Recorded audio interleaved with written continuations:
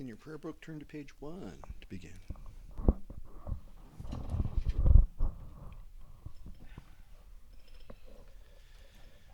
All Mother sentient beings, especially those enemies who hate me, obstructors who harm me, and those who create obstacles on my path to liberation and omniscience, may they experience happiness, be separated from suffering, and swiftly will I establish them in the state of unsurpassed, perfect, complete, and precious Buddhahood.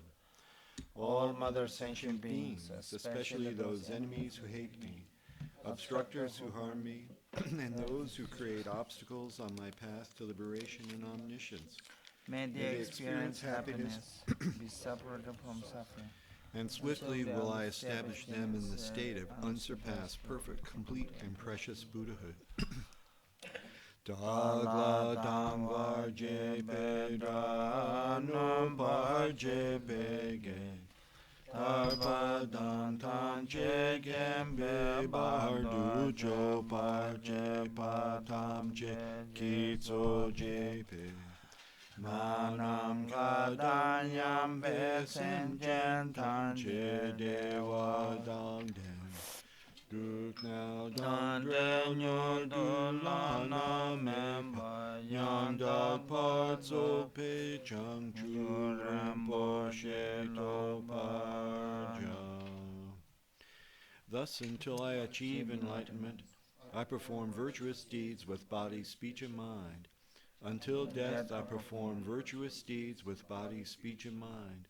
From now until this time tomorrow, I perform virtuous deeds with body, speech, and mind. Diche du samagi ki bardu.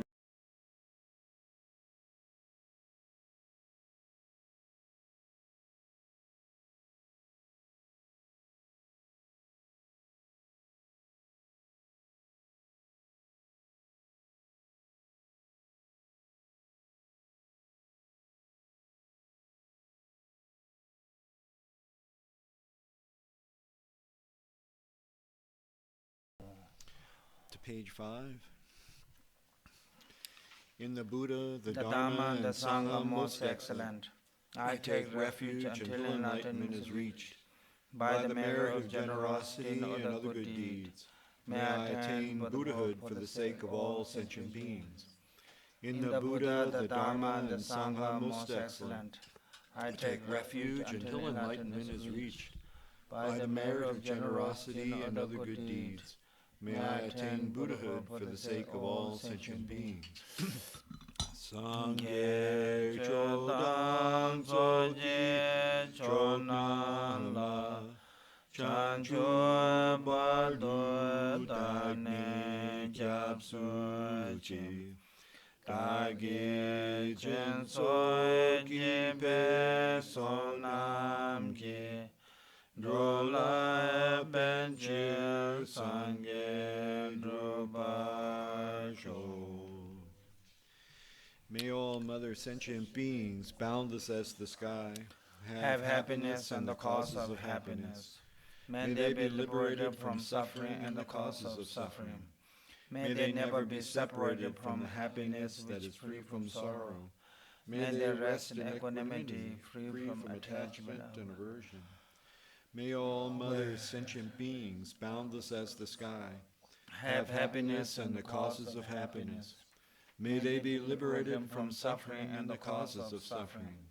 May they never be separated from the happiness that is free from sorrow. May they rest in equanimity, free from attachment and aversion. Manam kadanyam pe senchen tanche dewa dan dewe gyudan dempa gyurche. Duknya dan duknya ge gyudan drawa gyurche. Duknya me pe dewa dan me drawa gyurche. Nirin chatan nidan brawe tanyon la nemba gyorji. To page 11. Unequaled refuge, ornament of the world, your fame pervades the 3,000 worlds. You are the victor Vajradhara without a doubt. I bow at the feet of Father Jigten Sumgun. Continually I think of none but you. Compassionate One, grant your blessings. Dispel the darkness that surrounds my heart. Please bless me so that I realize the unelaborated nature of mind. Kya grenje do me zalengem, drape don son yon la kya, so me jawa do je chan, pa je den gombe shabla du ta du san kyo le me. Jin jin love shin to je chen, ning ye mon pa se ne kyan, sem to je do to par jin jin lo. Sa shi pu chu shu je me to dan. Re ra lin sin ni de gen pa li, sangye sin la min te pu wa yi, dro kun nam da sin do ke wa yo, ku son yon so la me son nan la. Chena sang sun de xian ni ki zhou, da le long zhe nang se yong xie la, la me zhe jie ngon zhe se du so, zhe se wa dan zhe jin sha ba dan. Jesu ye rang gu sheng so wa yi, ge wa chung se da gi che sa ba, tam che so pe chan ju chen o. Om Guru Deva Da Kine Ratna Mandala Praditsa Soha. Please turn the wheel of the Dharma of the two vehicles and their combination, according to the dispositions and likewise the mental capacities of sentient beings.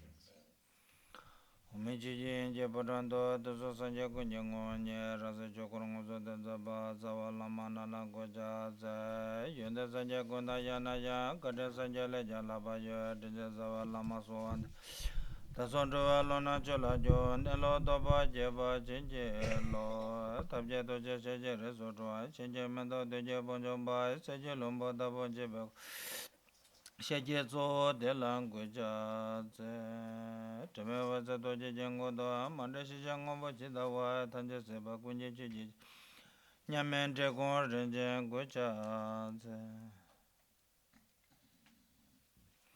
Good morning. So we are continuing on this text called The Essence of the Mahayana Teaching. This is a one, I think I can say,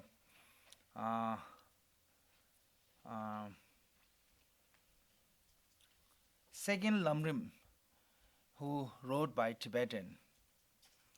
First Lamrim was actually Lame of the Path, but it was wrote by Adisha, so he wasn't Tibetan. Make sense? Then the second one is wrote by Kamboba, the Jewel on Liberation. And maybe this is the third one. Yeah, that one also, yes. Also, I think maybe this is then fourth one, third one, yeah. So that is it. Pamanduba one, there's one, but this one is actually more, more covered than jewel ornament and Pamanduba one. Especially this one is include the Vajrayanas. Everything's in the path of that. So that way, even this is a small text,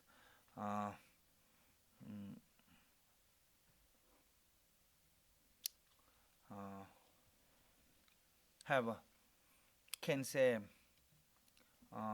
method to how to practice all the 84,000 hips of Dharma. Because Buddhism is different in the Buddhism is if you learn how to practice and put on the practice, you really become a Buddhism of the called the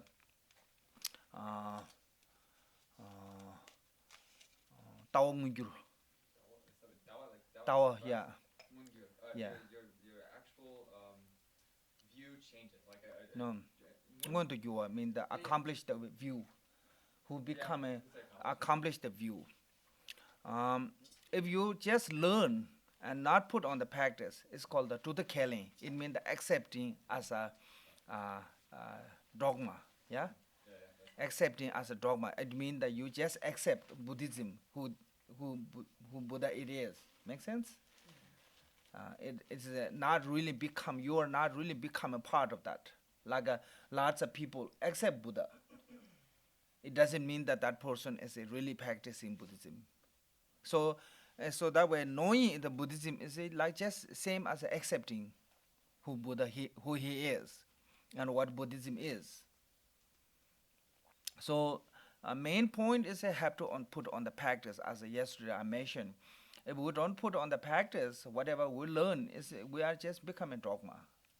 So this is basically teaching how to put on the practice, especially in the Kagyu tradition, is really strict with that.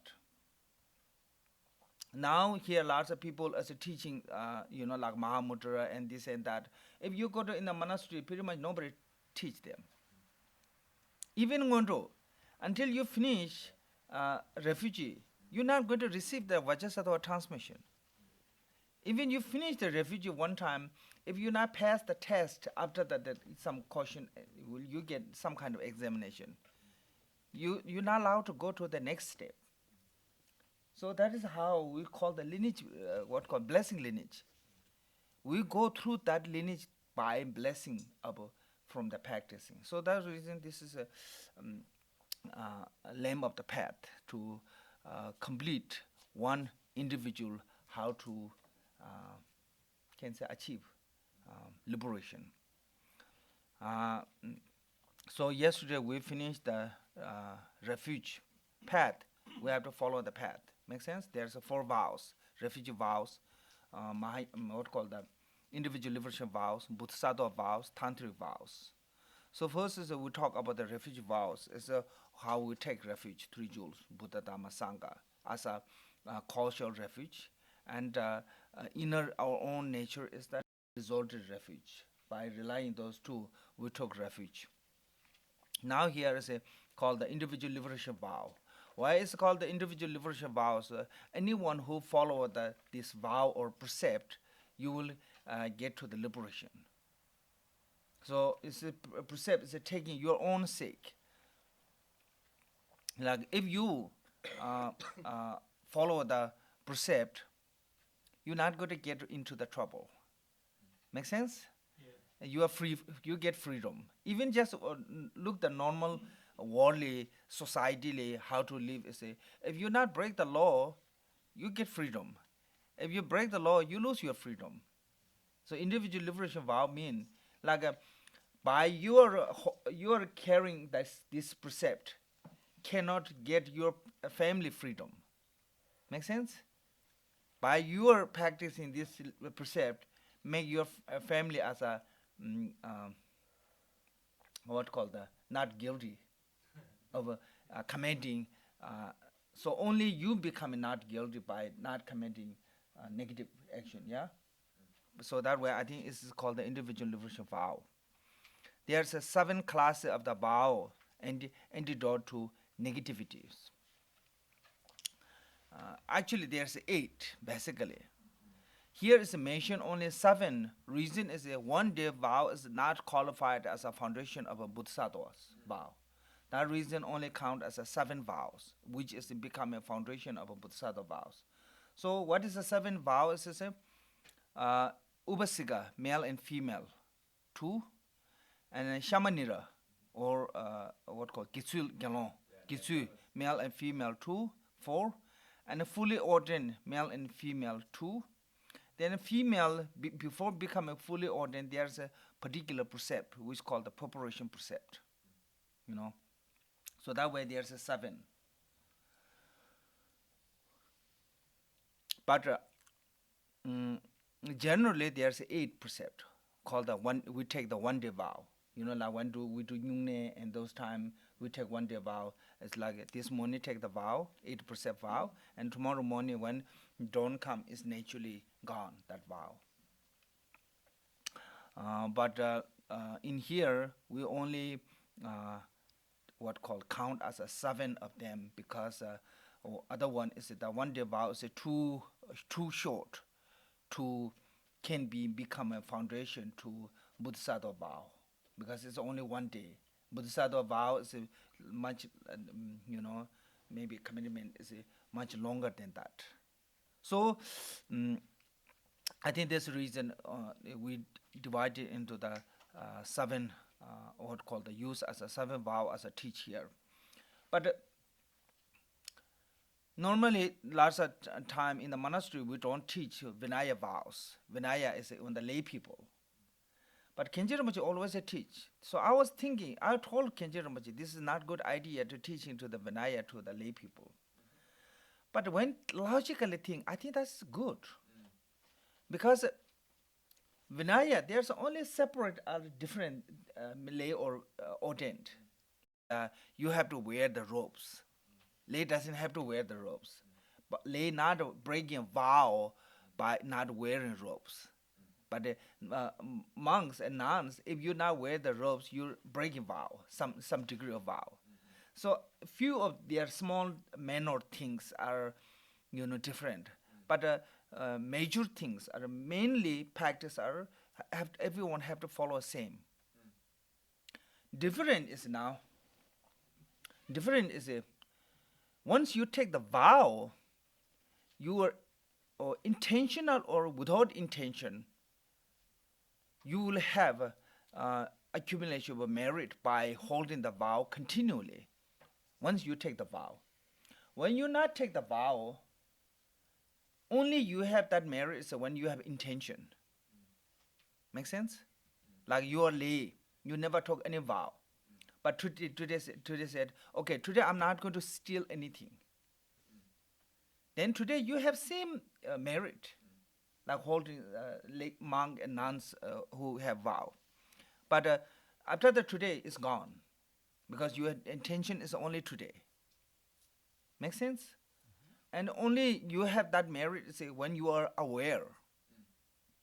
But if you are not aware, you're not going to have that merit. Other than that, same.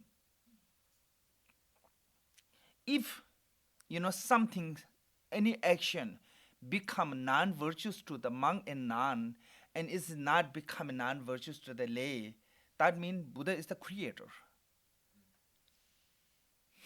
Buddha is making the law. Buddha didn't make any law. Buddha just mentioned what is the reality is. What is the non-virtue? Buddha said this is negative. This what is a virtue? This is positive. So that reason in the Buddhism we said Buddha have 4 disciples. When Buddha became when Buddha became complete enlightenment under the Buddha tree, Mara came to ask Buddha, please now you achieve the nirvana, now take the parinirvana. It means that died now. So Buddha said, until I have 4 disciples complete, I'm not going to take parinirvana. So what is the 4 disciples? 4 disciples are lay male and female, we call the Upasika vow holder. Make sense? Lay male and female, and ordained male and female. Monks, nuns. Monks, nuns, and Upasika and Upasika and Upasiki? I think I'm not sure. Huh? Upasaka and Upasiki. Yeah. Until I have those 4 completely ripening, I'm not going to take for nirvana. So later, then Mara, when Buddha have those old disciples, Mara came and said, now you want for complete 4 disciple. Now you have a 4 disciple. Now you should take the parinirvana. Then Buddha said, okay, now I will take. Then Buddha in Kushinaga, he passed away. So yesterday Kevin asked refugee Sangha how to take refuge. Refuge, object to refuge is have to be in Latin one. You know, if you are arhat, or we use arhat, if you are arhat, doesn't matter you are lay or ordained, you can take refuge.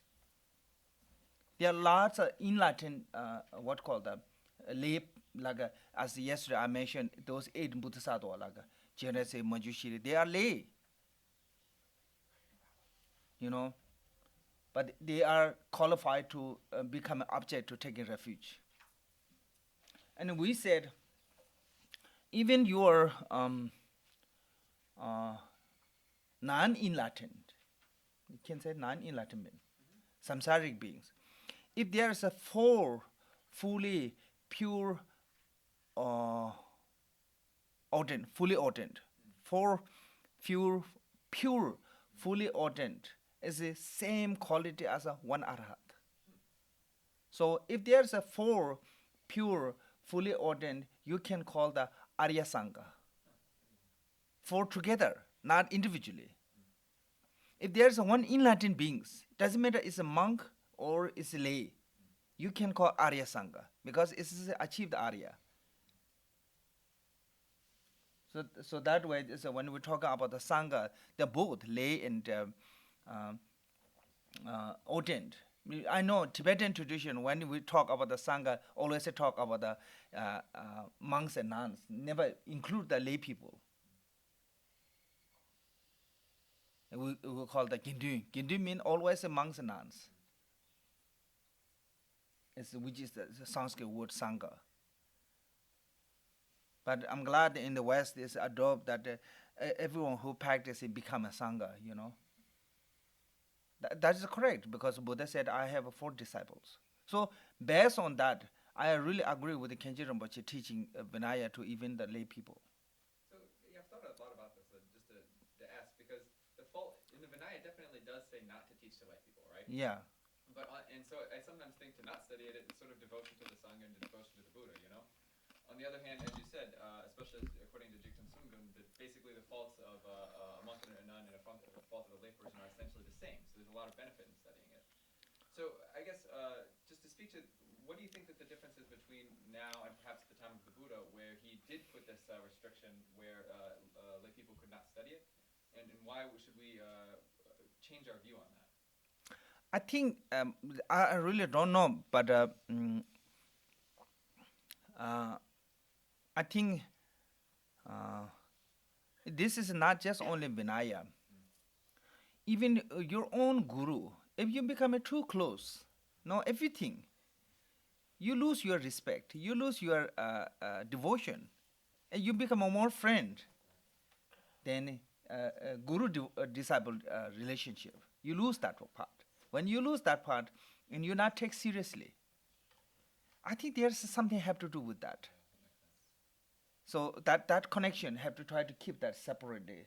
So that way people, when they see the ordain, they're not going to say, oh, we are same, just only this person have, this person. Also, so become less judgmental. I think so something have to do with their sake of the lay practitioner's devotion. Other than that, I don't think so there is much, because it's a Vinaya is for the public, actually. All the Buddha's teaching, Vinaya is for the public. Everything based on the society Buddha give teaching, not only for the exclusive to the monks. Actually, Tantra is exclusive. Really, Buddha give only like a really exclusive disciples. Because it's much harder to understand. Vinaya language is only for the just... Even Vinaya is taught in the Pali. Pali is a common language. Sanskrit, Tantra is taught in the Sanskrit. Sanskrit is a really a scholar language. Well, even Bodhisattva vows are somewhat exclusive. Yes, Bodhisattva vows also a little bit different.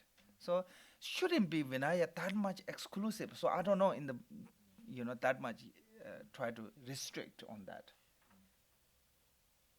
But in the monastery, this has happened. I don't know. If you teach Vinaya first, then the monk they not study continually. So that way we keep the Vinaya as the last one. Something goes wrong for the continuous study. So if every monastery you look the Giluba tradition, Kagyu tradition, the ones that they are studying, the main Vinaya, especially the Otosawa, is the fully ordinance Vinaya is, teach last like a kind of like a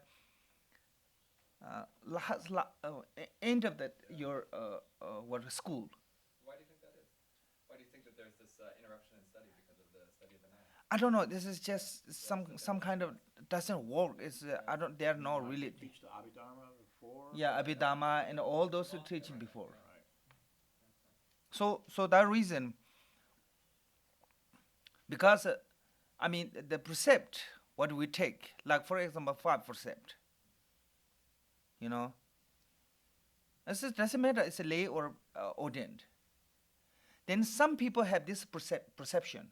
Oh, lay can do this one, but monk cannot do this one. That is not true. It cannot make sense that when lay does something that's not become a non-virtue, but when monk does that one is become a non-virtue. For example, drinking alcohol. No matter how drink, it bring all the faults. Lots of lay people, after the drink, then they bring all their emotion out. Then family become arguing and this fighting, and lots of problem come out from there. I mean, if that is not fault for the lay people drinking, then why you get what called the DUI? Oh, yeah.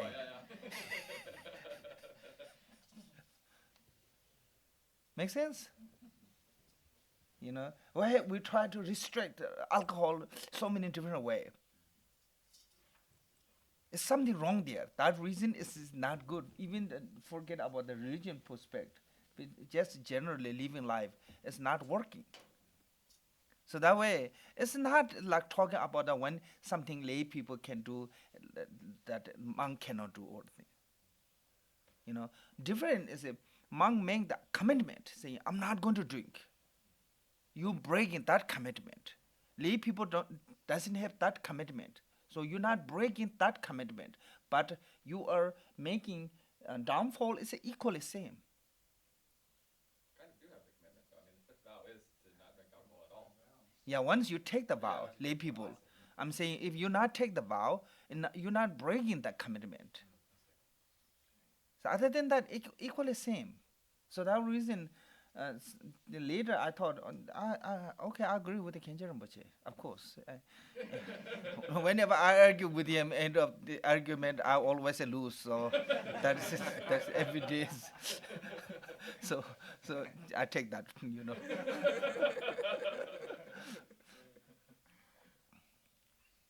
That is nature. So that way, he's my teacher. That is it. So the Buddha actually said, "Don't teach the Vinaya to lay people." I really don't know Buddha exactly said, but in the Vinaya, some point is saying is that don't discuss with the lay people on this. When I was in college, that's definitely what Hamai said. He said that, yeah, basically at that time, and then later on it does get studied more by lay people for various secular reasons. But as far as my understanding from my scholars. Yeah. Even the novice, like like a Gisu Gelon, Gisu, they cannot receive the teaching on the Vinaya fully ordinance precept. Only Gelon. Yeah. Because like what I've heard is like the monastic vows and the tantric vows, you can't know what they are until after you have made the commitment. The bodhisattva vows, you can study them before you take. Yeah, I think so. Yeah, that makes sense. Some part like that. Well,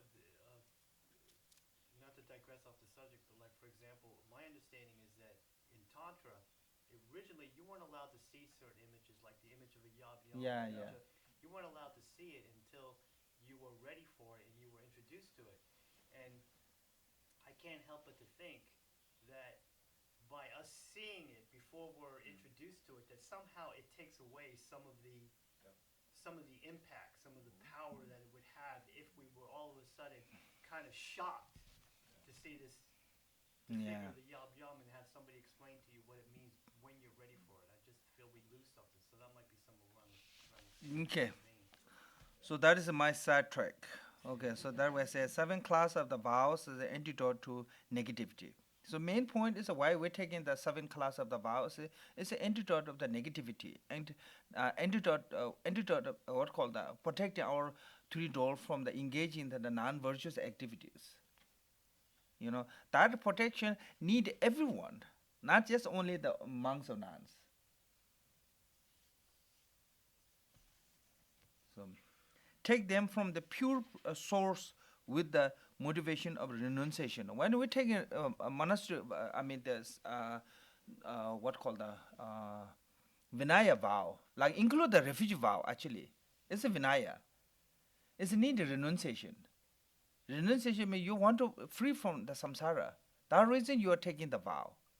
If you take this vow for other reasons, like one Buddha's time, some became a monk because, at one point people really treat really good for the Buddhist monk and they get food easily. They say, oh, sounds a really easy life. You don't have to work hard, and people give everyday food to you. They serve you. You become a really special.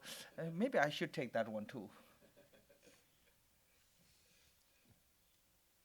One king, what called not Bimbisar. Bimbisar is Buddha's father, yeah. Yeah, Bimbisar, yes. King Bimbisar invited to the all Buddha's disciple and served to the really good food. And lots of lay people came, they served good food. And two non-Buddhism came, they said, okay, I understand you serve really good food to the Buddha, but you serve better food than those lay people. You serve those lay people better food than us. How come?